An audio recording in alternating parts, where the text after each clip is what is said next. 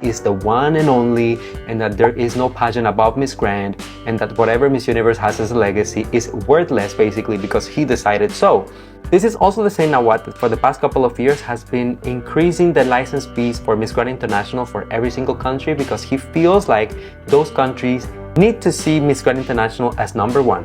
Even though the pageant has only existed for a little bit over a decade, he feels like he's in a position where he can call the shots, demanding not only for higher fees, but also for standalone individual national pageants for different countries. Just a couple of months ago, when India won Miss Grand International, the Indian team barely had enough time to celebrate and just be grateful for the fact that they won the international crown of Miss Grand. Nawat was already not only requesting for an increase in license fees, which was insane, but he was being pushed to the extent that the national director in India, Nikhil, had to relinquish his Miss Grand franchise because Nawat was upset at the fact that he was focusing too much on Miss Universe rather than Miss Grand International. Hello! Magandang araw mga kapolitika at welcome back dito sa ating YouTube channel.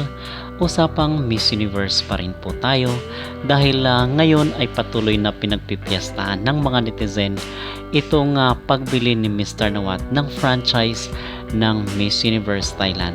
So marami rin po ang nakakamiss at nalungkot doon sa pagkatalo ng TPN Global dito sa pagkuha ng franchise ng Miss Universe Thailand.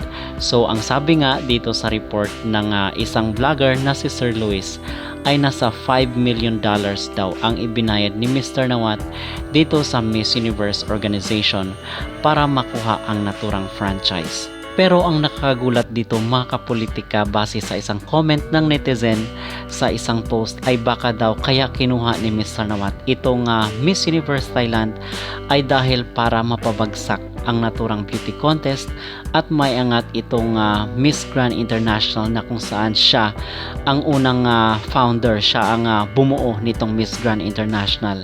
So baka hindi natin alam sa mga susunod na araw kung ano ang mga magiging kaganapan or ano ang magiging resulta dito sa pagbili ni Mr. Nawat ng franchise ng Miss Universe Thailand.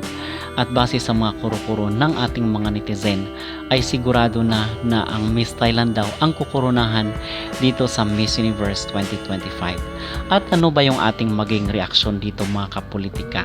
Para sa akin ang maging reaksyon ko dito ay sigurado naman na ang Thailand ay nasa top 5 kasi hindi naman maipagkakaila yung mga nangyari in the past year na kung saan is marami ang nagulat bakit laging nasa top 5 ang Thailand simula nang hinawakan ni Anja Rotative itong nasabing beauty contest.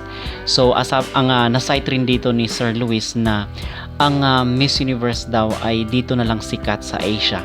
Okay, kasi sa Africa at sa rest of the western countries ay hindi na gaano uusapan itong mga beauty pageant. Hindi na sila ganoon ka-focus dito sa nasabing beauty contest. Tayo na lang po ng mga third world country ang talagang hibang na hibang dito sa mga contest na. At dagdag pa nga ni Sir Luis, I actually want to pay closer attention to the Miss Universe side of things because don't get me wrong, I'm also going to give it to Miss Universe for making this questionable move. What? I don't really comprehend why Miss Universe, if they're really going through this whole rebranding and getting a little bit more into the business side of things, trying to do so many things at the same time while at the same time doing so little. I don't understand why instead of working on your brand and focusing on your vision and trying to re-establish yourself as a legacy pageant, considering that it's a brand new administration and brand new owners and all of those things, why would you run directly towards your competition asking for help? Competition is good sometimes, but you know, there's healthy competition. You're going towards literally the guy who has been trying to destroy you, not just in Thailand, but worldwide for the past decade. Huh? I have to laugh because or katunggali pagdating dito sa kanyang negosyo kasi alam naman natin na business minded itong si Mr. Nawat. So in other words, I believe and I totally agree dito sa naging opinion ni Sir Luis sa pagbili ng ng franchise ni Mr. Nawat sa Miss Universe Thailand. So wag dapat magpakampante rin itong Miss Universe dahil baka sa mga susunod na araw or sa mga darating na taon ay magigising na lang sila na number 1 na ang Miss Grand pagdating sa mga beauty pageant. Kayo po ba ay agree mga kapolitika? At samantala, narito po ang reaksyon ni Mr. Nawat sa pagpakilala or opening nitong si Vena na isa sa mga frontrunner dito sa Miss Universe Thailand at posibleng ipapadala ng MUT dito sa MU 2025. Veena Paweena Singh Road to Miss Universe Thailand 2025